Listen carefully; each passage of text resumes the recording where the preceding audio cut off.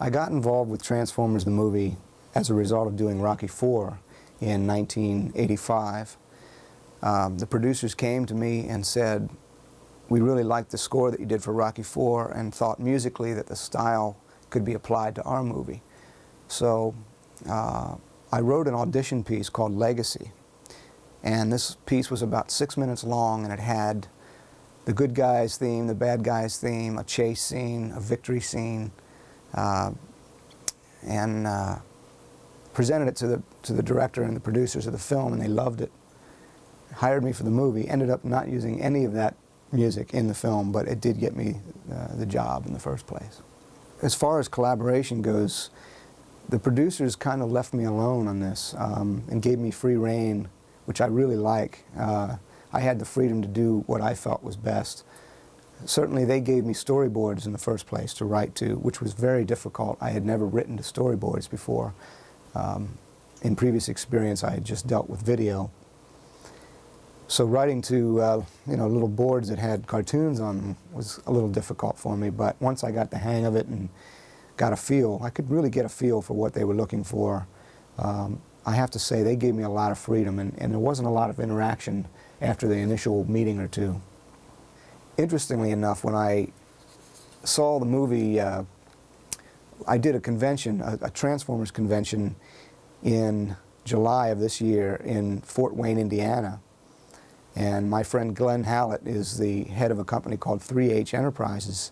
Actually, he's partners with two other people in 3H Enterprises. And at this convention, for the first time since the movie's release in 1986, they had rented a movie theater, a really nice movie theater in Fort Wayne, Indiana, and showed the movie for the first time on the big screen. And what was interesting is I got a chance to hear my music in that context, and there are some things that I probably would have changed if I had seen it on video in the first place rather than storyboards. But the nice thing is the fans that were watching the movie were, obviously unaffected by any of the feelings that I would have about my music. They thought it was great, and that's all that really matters. I've gotten excellent responses about my music to the film, so the storyboards worked out fine. As far as songs in the Transformers movie and on the soundtrack, I'm only involved in one song. It's called Dare. It was co-written by my friend Scott Shelley, and it was performed by Stan Bush, who was a Scotty Brothers artist at the time. And it was used, a song of Stan's called The Touch was used, and I would say our song Dare was used equally as kind of a theme song to the movie. When I saw Boogie Nights, and I called Stan up as soon as I got home, I said, did you realize your song was in that movie? And he said, I really didn't know. And I don't think he even got credit for it, but it was funny how they used it. It was really interesting to hear that song in that context. When I write for a film, my first step is to sit down with the director and look at any rough cuts that he might have of scenes that are finished or that are in a position to be looked at. And he and I will discuss, or she and I will discuss, what they think would be a direction to go in musically, and also we'll discuss where we think music should be and where it should lay out, because sometimes that's just as important. The next step is for me to come into my studio here and play the movie, sit at a piano, sit at one of these keyboards here, and whatever feeling that scene evokes to me, I will just start improvising. And I'll come up with maybe 2 or 3 different ideas for each scene. I'll tape these ideas on audio tape or now onto hard disk recording. And after I come up with a lot of sketches, I will call the director in and I'll say, is this the right direction that you hear for the scene? And we go back and forth a couple of times. If I'm lucky, we don't go back and forth and they say it's great, go with that. And then I start orchestrating it.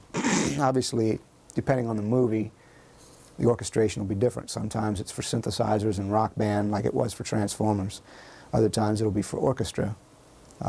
Sometimes it'll be a combination of both, like in the instance of Rocky IV. I had both orchestra and rock band. The biggest challenge actually wasn't music. It was getting all the music done in time, because it was wall to wall. It was, I think, something like 75 minutes of instrumental music. and that doesn't include the songs, you know, with vocals. So the challenge for me was I had to move very quickly. I had to write the music quickly, I had to record it quickly. Sometimes that produces excellent results. I enjoy being under the gun like that, and I have to say in this case with Transformers I ended up with a score that I feel very proud of. So being pushed to do it in such a short time frame was a good thing in this case. But normally you have a lot more time and a lot less music in a film. But the fact that it's animated, you know, obviously lent itself to wall-to-wall music. Movie scores today tend to sound similar to me in the sense that there's some great composers out there, but there's some decisions that are made to continuously use orchestras. And it's a great thing. Orchestra, I love orchestra, and I'm not saying that synthesizers take the place of an orchestra by any means. But I would like to hear more synthesizer scores, and I'd like to hear less of the generic orchestra scores that they have. The film Matrix is a good example. I thought the music was an excellent hybrid of techno from today, coupled with orchestral that gives a sense of history, you know. So I'd like to see synthesizers start being used a little bit more again. Certainly Giorgio Moroder was one of the first guys on the music scene for films having to do with synthesizers. I'm more heavily influenced by some of the progressive rock keyboard artists from the 70s, specifically Keith Emerson from Emerson, Lake and Palmer. In fact, I sent this score to Keith and with a letter saying how big of an inspiration he was, and he was kind enough to call me back and say he was really touched by that, and he could certainly hear the influence, but he didn't feel that I was stealing in any way from him. He thought I did a very classy job of incorporating his style into my style of writing. So while I can say I respect Giorgio Moroder and those type of synthesizer composers from the 80s, Keith Emerson and the progressive rock genre were more of an influence for me. I found out about Transformers conventions from my friend that I mentioned earlier, Glenn Howlett. He asked me to put together a band and come and perform some of the score, and also Stan Bush was invited to sing. So we ended up performing about an hour-and-a-half concert during this convention, and Glenn did it up really nice. You know, he hired a great sound and light company for us, paid us all very generously for our time to prepare for the concert, because it took a while. I mean, this wasn't a band that was together ready to play this material. I had to build it from the ground up, and it was a lot of preparation.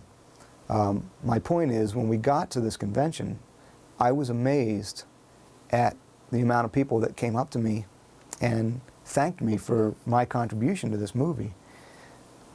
And I've done, this year was my third appearance at a BotCon convention. And each year, the numbers grow. And the fans are so supportive of me, and so kind to me, and so genuine in their interests of my music for this film, and as a result, my music in other projects that might have grown out of Transformers. So the one thing I'd like to say to these fans is thank you so much, and I say this at every convention, for keeping this project alive. When I first did the movie, I was just so concentrated on getting it done, and I was really flying by the seat of my pants. To be honest, I didn't have a sense, because things were moving so quickly, at how proud I would eventually be of the music. You know, you're so into the details and the technical end of things that sometimes you don't pay attention to what you're doing musically. And I don't mean to say that I don't take great pride or great care when I'm writing music. But things go so fast and they go by you that it takes months after the film comes out till you realize, hey, I did something pretty neat. But the movie came and went so quickly the first time around that it really didn't have much of an effect on my career at the time. What I'm really thankful for is the effect that it's having now, because I get emails from all around the world from people saying how much they love this score. And you know, where can they get it, and you know, when is it going to be put out on a mass production level? And a lot of people have shown a great deal of interest. So it's changed, it's affected my career in a really nice way. And again, as a left field, when Glenn called me to do the convention, it was like a Transformers convention. I can't believe that there's a convention for this movie. He says, oh, you wouldn't believe it. So when I went there and saw the genuine interest from the fans, and I go every year and I see this interest, it has a great effect on my career. And of course, it's an ego booster. And with the business the way it is, up and down so much, sometimes those ego boosters come at a good time. And that's happened with this film.